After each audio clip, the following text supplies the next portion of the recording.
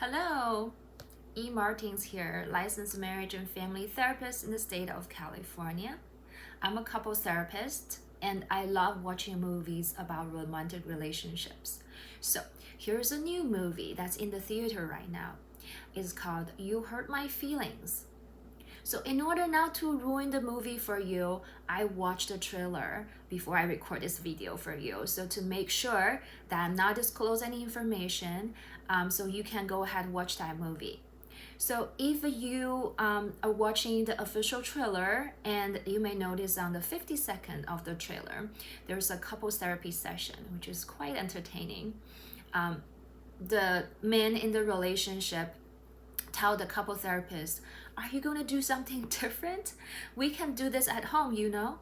So they were having a bickering session in the middle of the session. And the woman in the relationship said, he looks tired, leave him alone.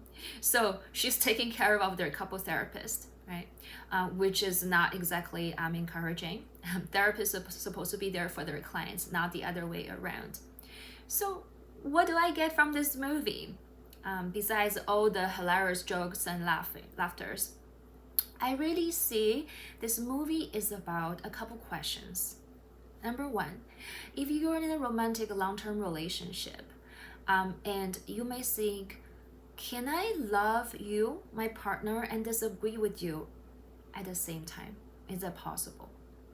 Or do I have to show my full support by agreeing with you all the time and praise you and not letting you know anything that if you've done not perfectly?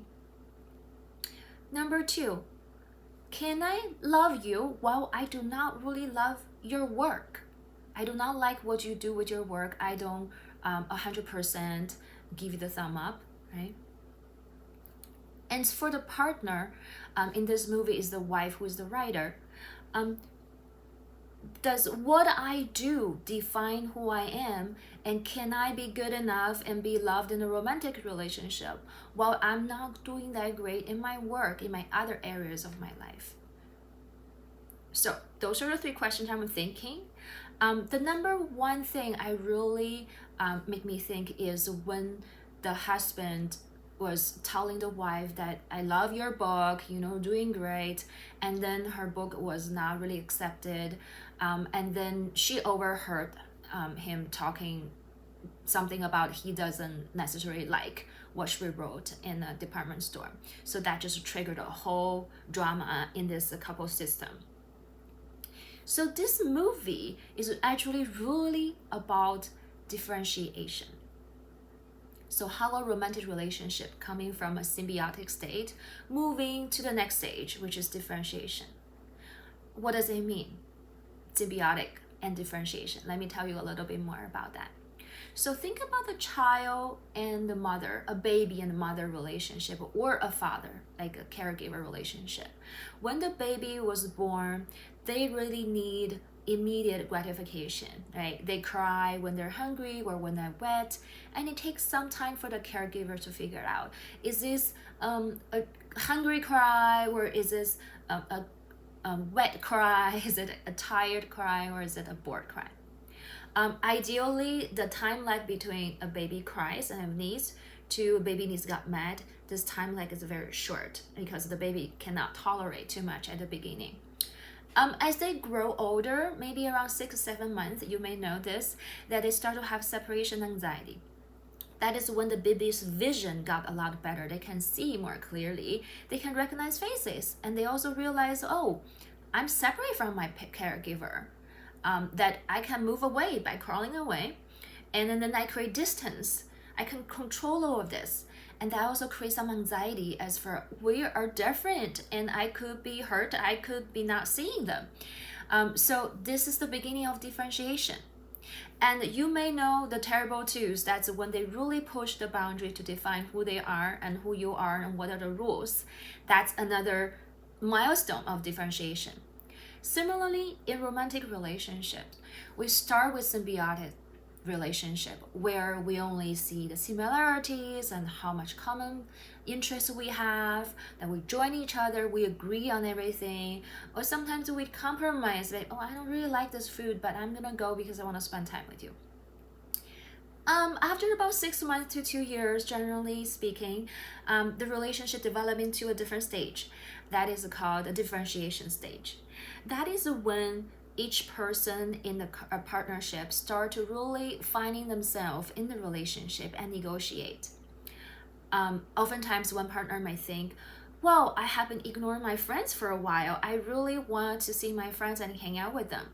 Or they may think, well, now I'm in a solid relationship. I want to develop my career further. This is my security base. So I really wanted to be able to take some trainings, get further in my career. And that might take time away from the relationship.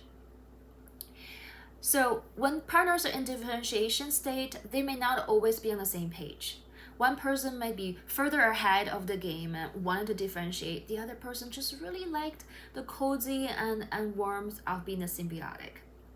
So conflict arises. They might be fighting. Might be the first time they come to couple therapy, right? So sometimes you have to be honest in order to define who you are. Actually, always you have to be honest to define who you are, and so your partner can see your authentic self when you're relating with each other. So being honest means disagreeing sometimes. It defines two separate beings.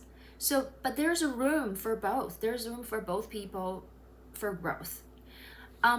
So the question is really for the partner, can I challenge you and be honest with you and then still be supportive of you? Coming back to the theme of the movie, I believe being brutally honest can lead to radical change or growth. So as a couple therapist, I really point out what I see in the sessions. So sometimes I'll just say, can I be honest here? I'm gonna be blunt. I'm gonna come in. Are you ready for my observation? Right? I will point out what's in the dynamic between the couple, between the partners in the relationship. And I invite you to be honest, to be with yourself and with your partner, and be honest with the dynamic in the relationship and your part in the dynamic. How are you contributing to where you are today in the relationship? And not to be silent, hoping the conflict will just go away. It will not go away. A lot of times couples stay in silent and not confronting their conflicts for many, many years. And then to the point that they grow really apart, they start to not have much connection. That is the drawback of not being honest with who you are and staying away from the conflict. You actually grow apart and you feel disconnected. And people often, at least one partner, feel not satisfied in the relationship. So I challenge you to be something different, to be the person you want to be, to be the partner that you want to be, and to tolerate the discomfort. Sometimes it comes with anxiety, don't know what's going to happen if you stay who you are. Say, if you tell your partner you do not like Thai food, what's going to happen? Are you curious what your partner is going to say? And are you comfortable that your partner is not liking the fact you don't like Thai food? They may love Thai food. What does it mean when you don't like Thai food and they love it? Does it mean you cannot go out to eat? Does it mean you can't go to a Thai restaurant together? What are the compromises? It's more work. You have to negotiate. But it's that process of negotiation that bring people closer. Really tell you who the other person is and how can you relate to each other. So, my challenge for you today is to think about, number one, what kind of person you want to be in a relationship with other people. It can be a partnership, it could be friendship, it could parent-child relationship. So what kind of parent, son, daughter, partner, or worker or friend you want to be in a given relationship? You might be different. You might be friend with this person this way and with another friend a different way, relate differently. But in a relationship, if you only have one partner, you want to strive to be the partner you want to be, so you can work towards that and have a satisfying relationship. So if you identified what kind of partner you want to be, do you know the difference between now and then? Do you know the steps that you can take to get there? And do you have any strategies or any resources to help you to tolerate those discomfort, stress, anxiety, and fear, so you can be the partner, be the person you want to be, and live the life you want to live?